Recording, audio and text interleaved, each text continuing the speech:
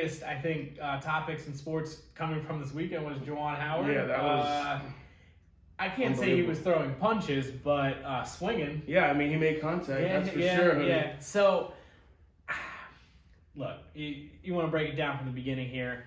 The timeout, right? Yeah, that was. I mean, you know, from a sportsmanship point of view, I guess there's some people think there's unwritten rules or you know, things that are just unspoken, but kind of truth to the game. And obviously, Juwan being an ex-player, I'm not sure if the Wisconsin head coach played before or not, but Juwan clearly felt strongly about the game was out of reach. Let's and it was. Let's let the time run out, and let me go watch some film and get better. So a little bit of rubbing it in, I did feel like probably okay in that situation. It could have been taken that way. Yeah, absolutely. And he probably was doing that, if we're being honest, because Michigan is kind of. It's Michigan. Yeah. Well, they were really good last year. Yeah, no, they were great. So and they were beating up on everybody, and maybe he kind of felt some kind of way, or maybe it is just it's a Michigan thing. Anyways, and it's Big Ten. I mean, dude, we know about this conference matchups.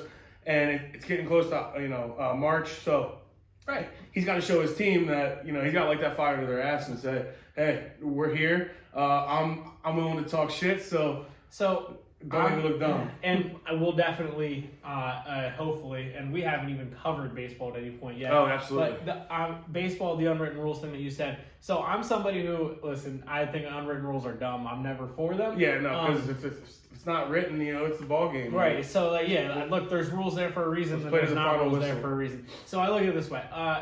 Do I love that the coach did that? No, not in any way, shape, or form. But he did it, and it is what it is. Yes. It wasn't illegal. He wasn't breaking the rules. So, but you go to the next part of it where the handshake line. Yeah. Now here's Juwan. Since he was disrespected, felt like he wanted to disrespect him back and say, you know what, we don't even need to have a conversation. Absolutely. We're not shaking hands. Yep. What you did was wrong to me, so I don't, that's a respect thing, and you're not getting my respect. Which I've always looked at as like the true ultimate, like not only disrespect to that other coach or that other team, but to the game itself. I mean, you line up against that other team, you go for 60 minutes, 90 minutes, however long it is. Yep. Shake hands and say good game. And and no matter what the heat of the moment is. Yeah, absolutely. I heard some absolutely crazy shit about them wanting to get rid of handshake lines. That would be the most absurd thing in the world. So please don't. Let's not go that direction. I'm terrible for not remembering who it was. You know what I think it might have been? LeVar Arrington, because sometimes when we wait to work, LeVar's a dog. I listen to LeVar and Brady and them. But so, if I'm not mistaken, it was them. But he said, we're going to punish the kids for the adults not being able to get along in the handshake. And you've been doing it for centuries, by the way. Like literally over 100 years. Yeah. You've been doing the handshake line. Hands. And because one fight between two coaches, now the kids can't do what they're supposed to do. Like, come on. It's so unfortunate that, like, oftentimes that's what happens, the adults, the parents, they let the shit overflow, and then it affects the kids. Their season gets canceled, or else a coach acts an ass. And so I want to say two things here. One, Juwan being an ex-player, the emotions to him may be a little more extreme than for most coaches. That's like what you brought up. Like I think that maybe he, especially because he didn't just go from being like he was out of the NBA for a little while, moseying around. No. He went NBA coaching as an assistant coach, and then coaching as the head coach there within like 5 years and 3 years. Yeah, it was a quick turnaround. He was still a player in his own mind. The real reason he was hired as a coach is because he could be related to the players. So like he's still a player in his own mind. So I feel like the passion and that kind of feeling and stuff might be why it is. The other part I want to say.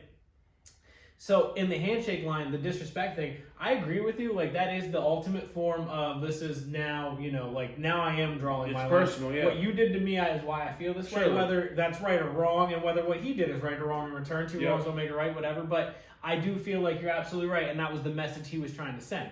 But you take it one step further. Juwan said, "Don't touch me. Don't put your hands on me, sir." And he did, yeah. So twice too, because he asked him and he kind of removed him, and then he put his hands back. He said don't, and then he still again, not okay, but I mean, don't put your hands on me. We're grown men. I mean, there was absolutely no grounds for him to put his hands on another grown man. So agree. And Yeah, and we wanted to get into like some of the specifics and particulars of the situation. Yeah. And I think there was some unfair not punishment because everyone kind of got punished a little bit, but it was weird. But yeah, I mean, the biggest thing to me was the fact that the Wisconsin coach, he got fined, but he doesn't miss any games. And if you're gonna suspend Juwan for the rest of the season, one game at minimum for the other one game. I mean, he literally warned you, don't touch me. So, and here's how I look at this, and whether the unwritten rules or not, I also, and when it comes to anything, a governing body making a punishment or a decision on anything, I look at things this way. You kind of have to still be a human about it. And whether you like it or not, him calling the timeout with 13 seconds to go is what catapulted this whole situation. If he doesn't do that, are we having this conversation? But he's not in the wrong for doing it. No. But here's where I do find it to be where we can go from there is, okay, he did that. All right, not good. Juwan blowing him off, also not good. But he did tell him not to put my hands on him. And then, it did. Where was the everyone kind of being like, all right, let's just walk away instead? It felt like it was kind of egged on until somebody made a bad move. It surely was. And to me, as adults, the head coach of the other team, intent is a big thing with me. And he was intending for a situation to break out. And it did. Don't ask for the smoke if you don't want the fire. Exactly. And so that's kind of how I feel about it. Absolutely. So that's why I feel like he should be suspended a game, because you need to set an example as much as Juwan needs to set an example. Sure. They both do. Yeah, I mean, you need to set an example just as much as the NCAA. Exactly. So to me, he wasn't setting the example, and that is the overall goal of what we're having the conversation about in this situation. So. That's why I feel like he should have gotten something, like you said. In the second coach coming in there, I don't know what happened there, but I definitely felt like he either said something disrespectful or something was going on there. Sure, absolutely. And that's because again, as much as we can talk about Juwan being out of place and he should have did what he did, I don't think he just swings at the third guy, a random third guy coming into the conversation just because that guy is standing there. Something provoked that as well. Something triggered it, And you can do an investigation to find out. There's 30 freaking people standing there. There's 30 million cameras. And everything has microphones on top of it, right? So, and there's media people there that are unbiased were right there that are going to be able to tell you what was said from both sides. So again, if he egged it on in any way, shape, or form, something further needs to go to him, and that's No, exactly. So, but Juwan deserved what he got. He got a 5-game suspension. You can't do what you did. Yep, he got the 5-game suspension. He got a $40,000 fine. So I mean, that's he got punished 100%. Yeah. 2 of his players got punished for the situation. Terry William II and Musa Diabate. I hope I'm pronouncing that correctly. Again, the Wisconsin coach. $5 fine if we don't.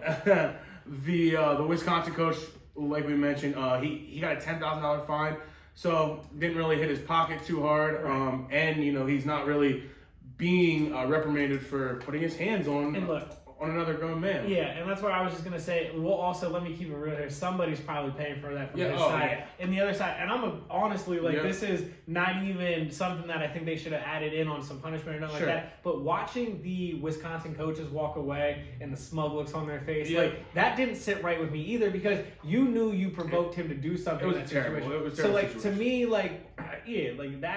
that wasn't, you're not looking any better in the situation when you're walking away, being proud that you just got some guy to swing on you. That's not and I mean, you're not provoking peace here. And and like we just said, the coach's actions led to the players' reaction. Right. So we had two players from Michigan suspended, and they did swing. They were swinging. Oh yeah. One player from Wisconsin, Jacoby Neath, he's also going to serve a 1-game suspension. So I mean, this is nitty gritty time. So. And it is big for both the teams. coaches showed that they didn't really give a shit about where they were in the season, that it's about to be March, what they were jeopardizing. So watch the players. I mean, and Michigan isn't having the best season. You know what I mean? No. So there's some frustration. Their expectation was top notch. Des, you called it. Again, maybe he didn't. No, he did. No, he did. But no, he didn't. He didn't catch it. Yeah, I'm a Birds fan, but. Michigan, high expectations. Yeah, very high expectations. Low execution this year. Wisconsin, I mean, I'm with you. Where you're at in the season. Why are you trying to provoke a fight? And they got blown out in an interconference game. I mean, that's gonna. And then you call a timeout. So I mean, the tensions were high, but obviously the coaches dickheadness spilled over, and then unfortunately, everyone has to suffer, some more than others. So before we move on, I think we both agree. Juwan got what he deserved. Oh yeah, absolutely. On the sense of you deserve the 5 years. But the other thing I wanted to add, and I don't remember the incident fully, but I do remember people brought it up, and I kind of started to remember it. He had an incident with the Maryland coach last year in the Big Ten tournament. I vaguely do. I don't remember exactly what it was over, but it was in the handshake line. It was, and so when you have multiple, incidents like that, exactly, that I think probably was added into the thought process here. Your actions. I mean, but that goes into my thought of him being a player still inside, and it's just like the emotions at that moment. Yeah, and that is something that I think if he's going to continue to be the coach he is, and he's been a good coach. I like him a lot. So I mean, he was a great player. He always, yes. I mean, from what I could tell when he was in Miami and stuff with LeBron. I was about to say, we're big LeBron fans. He looked like a great teammate. LeBron loved him. And so as a LeBron fan, I did clutch on to him then, and I was like, oh wow. And as much as he's talked about glowingly by everybody in that organization at that time, been a great recruiter. And he was great on the Fab Five, 30 for 30. He was. And I wouldn't be me if I didn't throw the Philly connection in here. Phil Martelli, the old St. John's coach, I did see that is going to be the head coach for the 5 games. So the interim coach, and he clearly said, "I'm not Juwan. I'm going to be Phil Martelli." Right. Yeah. And his teams were always very scrappy. I am a Temple fan, so me and him never got along, but he's a good coach, man. Great. Did he coach Delonte Weston? Yes, he did. Yeah. Okay. He was the head coach of them. I remember him and Chaney had some of the greatest battles, but I do remember when Chaney was retired and just how gracious he was. Oh, absolutely. I've always been a big fan of him, and I've hated how much I like him because he's on the enemy. Yeah, so, absolutely. Sure. Now not as much anymore, but I still don't like Michigan, but I like Juwan. And it's cool to see him in the front.